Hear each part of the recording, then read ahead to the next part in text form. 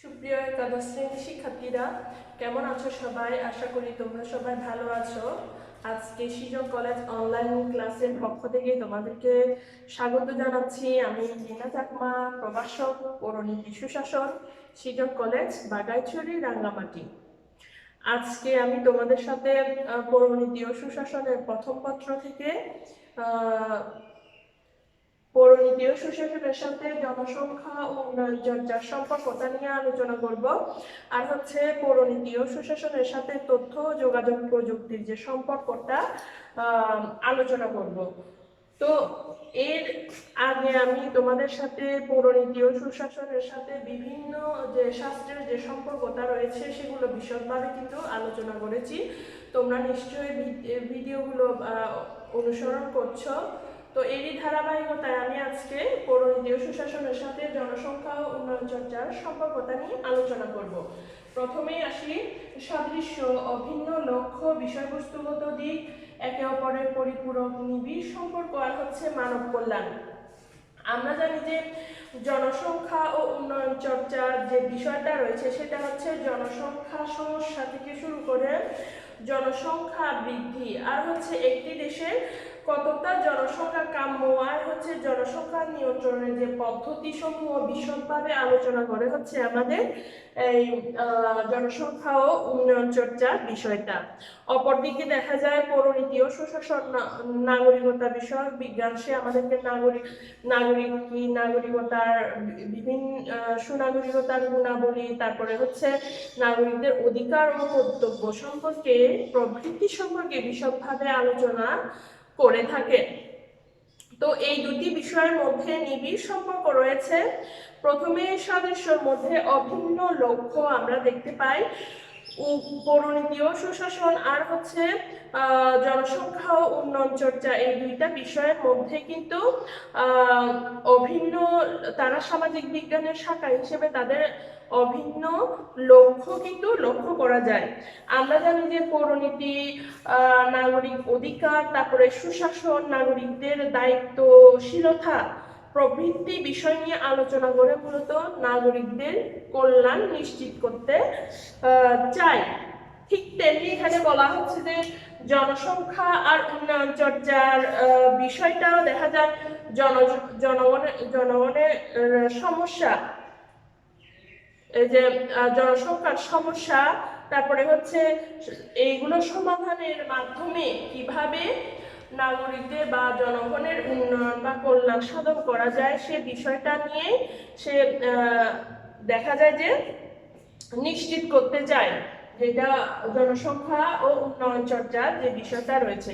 তো এখানে বলা হচ্ছে তাদের লক্ষ্যগত সাদৃশ্য রয়েছে, আর হচ্ছে এখানে বিষয়বস্তুগত দিকের ক্ষেত্রে কিছু সাদৃশ্য রয়েছে।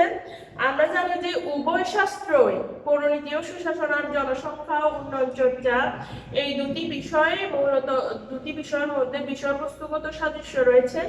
উভয় বিষয়ে দেখা যায় জনগণ বা নাগরিকদের আচার আচরণ থেকে শুরু করে তাদের কার্যাবলী, আর হচ্ছে যে জনসংখ্যার সমস্যা, তারপরে জনসংখ্যা হ্রাস বৃদ্ধির সাথে যে উদ্ভূত যে সমস্যাগুলো রয়েছে, এই সমস্যাগুলোর সাথে এই সমস্যাগুলো থেকে নিরসনের উপায় সমূহ মূলত আলোচনা করে উভয় বিষয়। তো তাদের মধ্যে বিষয়বস্তুগত সাদৃশ্য রয়েছে, তারপরে একে অপরের পরিপূরক হিসেবে কাজ করে। এখানে দেখা যায়, আমরা জানি যে পৌরনীতি পাঠ বা জ্ঞান আমাদেরকে দেখা যায় সুশাসনের সুশাসনের যে পথটা রয়েছে সেটা প্রশস্ত করা হচ্ছে আমাদের পৌরনীতির জ্ঞান বা পাঠ। তো এই ক্ষেত্রে সুশাসন যখন প্রতিষ্ঠিত হবে বা সুশাসন যখন প্রতিষ্ঠিত হবে তখন দেখা যায় দেশের জনসংখ্যা প্রয়োজনের তুলনায় কম বা অধিক না হয়ে দেখা যায় কাম্য জনসংখ্যায় পরিণত হয়। মূলত যখন কাম্য জনসংখ্যায় পরিণত হয় তখন দেখা যায় সুশাসনটা নিশ্চিত করা সম্ভব হয়। এভাবেই দেখা যায় তারা একে অপরের পরিপূরক হিসেবে কাজ করে, তারপরে তাদের মধ্যে নিবিড় সম্পর্ক রয়েছে। উভয় শাস্ত্র দেখা যায় জনগণের কল্যাণ আর হচ্ছে জনসংখ্যার চাপ জনসংখ্যাকে কিভাবে মানব সম্পদে পরিণত করা যায়, কিভাবে সুশাসন নিশ্চিত করা যায়, এ সকল বিষয়গুলো মূলত নিয়ে আলোচনা করতে থাকে। তাদের মধ্যে নিবিড় সম্পর্ক রয়েছে। তারপরে হচ্ছে মানব কল্যাণ। আমরা জানি যে পৌরনীতি ও সুশাসন কিন্তু নাগরিকদের যাবতীয় সব বিষয়াবলীগুলো আলোচনার মাধ্যমে দেখা যায় মানব কল্যাণ সাধন করে। সে দেখা যায় নাগরিকদের অধিকার, কর্তব্য, সুশাসন সম্পর্কে আলোচনা করে আমাদেরকে এই সম্পর্কে ধারণা প্রদানের মাধ্যমে দেখা যায় কিভাবে মূলত মানব কল্যাণ সাধন করা যায় সে বিষয়ে মূলত আমাদেরকে জ্ঞান দেয়। তো এখানেও উভয় শাস্ত্রই জনসংখ্যা উন্নয়ন চর্চা ঠিক একই বিষয়টা করে। সে জনসংখ্যার কে কিভাবে সম্পদে পরিণত করা যায় সে ব্যাপারটা নিয়ে সে আলোচনা করে। যেমন আমাদের পৌরনীতি ও সুশাসন কিভাবে দক্ষ নাগরিক গড়ে তোলা যায়, কিভাবে সুশাসন প্রতিষ্ঠা করা যায় সে সম্পর্কে আলোচনা করে।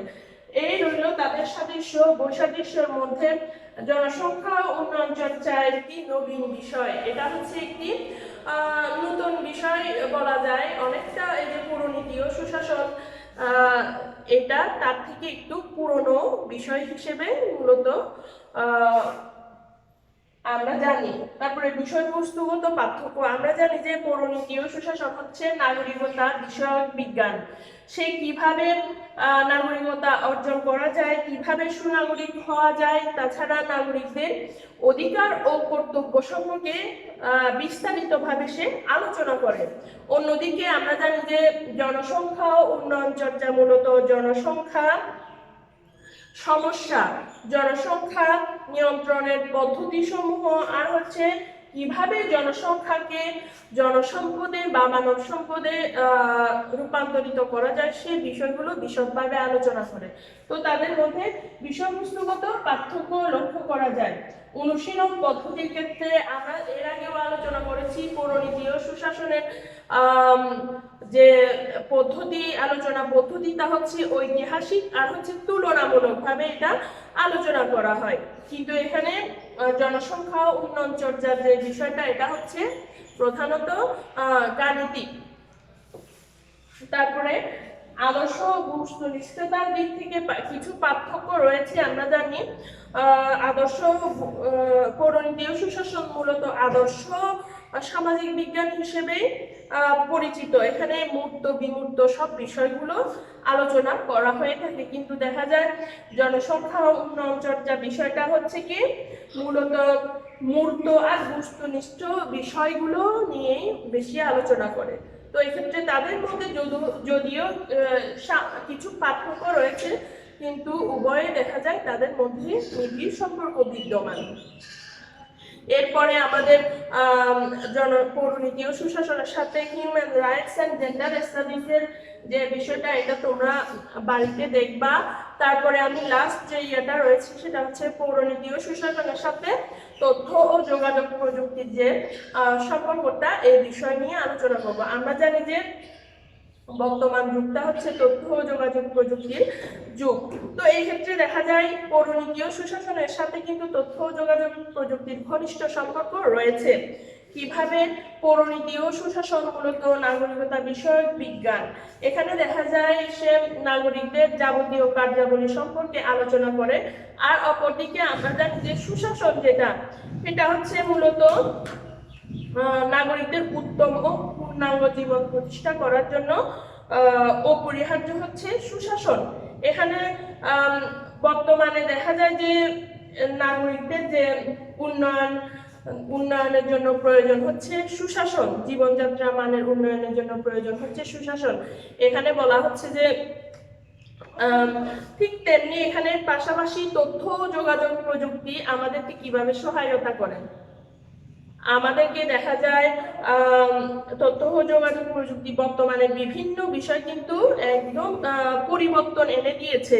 আমাদের জীবনযাত্রার ক্ষেত্রেও দেখা যায় অনেক পরিবর্তন সাধিত হয়েছে। এই যে একদিকে যেমন আমরা সরকারি সেবা থেকে শুরু করে সবকিছু কিন্তু আমরা ঘরে বসেই এখন পাচ্ছি। এটা সম্ভব হয়েছে মূলত তথ্য ও যোগাযোগ প্রযুক্তির উন্নয়নের ফলে। তো তথ্য ও যোগাযোগ প্রযুক্তিও যেমন চায় জনগণের কল্যাণ কামনা করা বা তো এক্ষেত্রে পৌরনীতি ও সুশাসনের লক্ষ্য বা এটাও হচ্ছে কি জীবনযাত্রার মান কিভাবে উন্নয়ন করা যায়, নাগরিকদের মূলত উন্নয়ন কিভাবে ঘটানো যায় সে সম্পর্কে মূলত পৌরনীতি ও সুশাসনটা আলোচনা করে। তো এই যে এই দুটি বিষয়ের মধ্যে বলা হচ্ছে যে নিবিড় বা ঘনিষ্ঠ সম্পর্ক বিদ্যমান। তোমরা দেখো নাগরিকদের কল্যাণের জন্য বর্তমানে যে তথ্য যোগাযোগ প্রযুক্তির ফলে দেখা যায় আমরা যে বিষয়টা আগে যে ঘরে বসে আমরা দেখা যায় বিভিন্ন ধরনের এই যে পরীক্ষার রেজাল্ট থেকে শুরু করে সবকিছু কিন্তু আমরা এখন মোবাইলের মাধ্যমেই কিন্তু পেয়ে যাচ্ছি সহজেই সবকিছু। তো এখন তুমি যদি কোনো লাইসেন্স করতে যাও সেক্ষেত্রে তোমার মোবাইলে সবকিছু চলে আসতেছে। তো এভাবেই মূলত জনগণের মূলত কল্যাণ সাধন করছে হচ্ছে তথ্য প্রযুক্তি, তথ্য যোগাযোগ প্রযুক্তি, যেটা পৌরনীতি ও সুশাসনও করে থাকে। তো এখানে বলা হচ্ছে যে তাদের মধ্যে পারস্পরিক নির্ভরশীলতা এবং তারা পরস্পরের পরিপূরক হিসেবে কাজ করে। এখন তথ্য যোগাযোগ প্রযুক্তির উন্নয়নের ফলে দেখা যায় রাষ্ট্রের নাগরিকগণ শুধু নিজ দেশের নাগরিক হিসেবে মনে করে না, তারা আজ কি নিজেকে বিশ্ব নাগরিক হিসেবে তারা ভাবছে। এক্ষেত্রে বলা যায় যে পৌরনীতি ও সুশাসনও দেখা যায় মানব কল্যাণের জন্য যে আইন শাসন প্রতিষ্ঠা থেকে শুরু করে সুনাগরিক ক্ষেত্রে বিভিন্ন অবদান রাখছে। উভয় শাস্ত্রে কিন্তু মানব কল্যাণে তারা কাজ করছে। এই কারণে বলা হচ্ছে উভয়ে কিন্তু পরিপূরক হয়ে উঠেছে, উভয় বিষয় একে অপরের। তারপরে তাদের মধ্যে কিছু তো পার্থক্য রয়েছে, সংজ্ঞাগত পার্থক্য রয়েছে। আমরা জানি যে পৌরনীতি ও সুশাসন মূলত তাদের কিছু সংজ্ঞাগত পৌরনীতি ও সুশাসন হচ্ছে নাগরিকদের কার্যাবলী ও আচার আচরণ সংক্রান্ত বিজ্ঞান, যা নাগরিকদের দায়িত্ব কর্তব্য এবং সরকারের স্বচ্ছতা জবাবদিহিতা আর হচ্ছে দায়িত্বশীলতা ইত্যাদি বিষয় নিয়ে আলোচনা করে। অপরদিকে আমরা জানি যে তথ্য সংরক্ষণ, প্রক্রিয়াকরণ, ব্যবস্থাপনা এবং বিতরণের জন্য মূলত ব্যবহৃত প্রক্রিয়া বা পদ্ধতি হচ্ছে তথ্য ও যোগাযোগ প্রযুক্তি। যদিও বা তাদের মধ্যে এই সংজ্ঞাগত কিছু পার্থক্য রয়েছে, তারপরেও দেখা যায় উভয় বিষয়ের মধ্যে নিবিড় সম্পর্ক বিদ্যমান রয়েছে। আমরা কিন্তু বর্তমানে তথ্য প্রযুক্তি ছাড়া কিন্তু চলতে পারি না, যেহেতু বর্তমান যুগ আমরা জানি যে তথ্য ও যোগাযোগ প্রযুক্তির যুগ। তো তোমরা আজকে আমি এই পর্যন্তই, পরবর্তীতে আমি তোমাদের সাথে দ্বিতীয় অধ্যায় নিয়ে বিস্তারিত আলোচনা করব। তো আজকে এই পর্যন্তই, সবাইকে ধন্যবাদ।